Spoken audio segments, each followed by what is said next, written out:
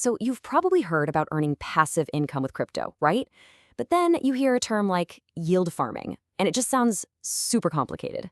Well, what if I told you it's actually one of the simplest ways to put your crypto to work for you? In the next few minutes, we're going to break it all down. Let's dive right in. I mean, really think about this question.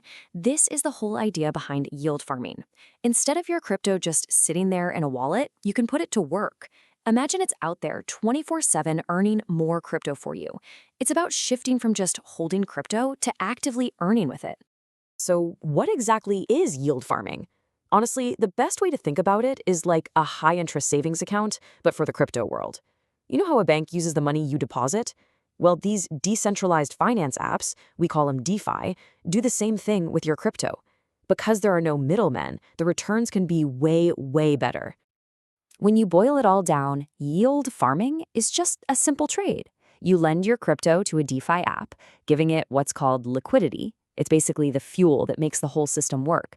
And in return for providing that fuel, the app gives you rewards. It's a total win-win. Look at this comparison. On the left, you've got the old school bank. You deposit cash, they lend it out, and you get a tiny bit of interest, while the bank takes a huge cut. Now look at the right. With a crypto yield farm, you're dealing directly with the app. You cut out that middleman, which means a much bigger slice of the pie comes straight back to you. And here's where it gets really interesting. Your bank might give you, less than 1% interest? In yield farming, it's pretty common to see an annual percentage yield, or APY, between 5 and 20%. So for every $100 you put in, you could be earning an extra $5 to $20 a year. That's a huge difference. Okay, those returns sound amazing. I get it. But you're probably thinking, this has to be super complicated to set up, right? Well, you'd be surprised. This isn't about being some tech genius. It's really just about following 5 simple steps. And here it is, the whole process. First, you get the crypto you want to use. Second, you get a wallet, like MetaMask. Think of it like your own personal digital vault. Third, you head over to a trusted DeFi platform. Fourth, you deposit your crypto into what's called a pool.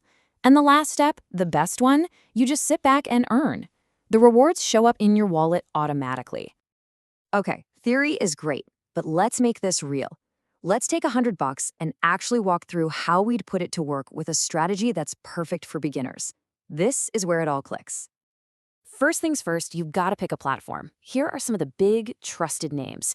Now, you might see PancakeSwap has some crazy high rewards, but notice, the risk level is medium.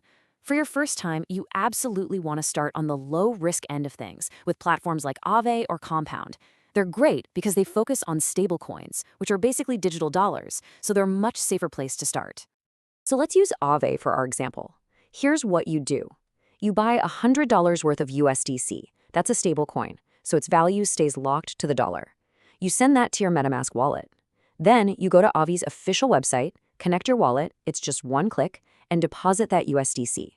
Seriously, the whole thing can take less than 10 minutes. So what happens after a year? Well, at a 7% return, your $100 turns into $107. But wait, here's the kicker. A lot of these platforms, including Aave, also give you bonus rewards in their own token. So you're not just earning interest, you're also getting a little piece of the platform itself, which could be worth even more down the road. Now, this all sounds really good, I know, but with any kind of investment, we have to talk about the risks. Knowing what can go wrong is actually the most important part of doing this safely. It's not about avoiding all risk, it's about being smart about it. Let's just run through the main risks and how you can sidestep them. First, price drops. The fix? Use stablecoins, like we talked about. Next, bugs in the code. The solution? Stick to the big, battle-tested platforms like Aave and Compound. What about high transaction fees? Just use a cheaper network like Polygon or Base. And finally, scams. This one's easy. Just be careful. Never click random links and always double-check you're on the official website. And this right here is the most important slide of this entire explainer. I'm serious. No matter how safe something seems, this is the golden rule for all of crypto. Start small and only ever put in an amount of money that you would be perfectly okay with losing. That's how you do this without losing any sleep.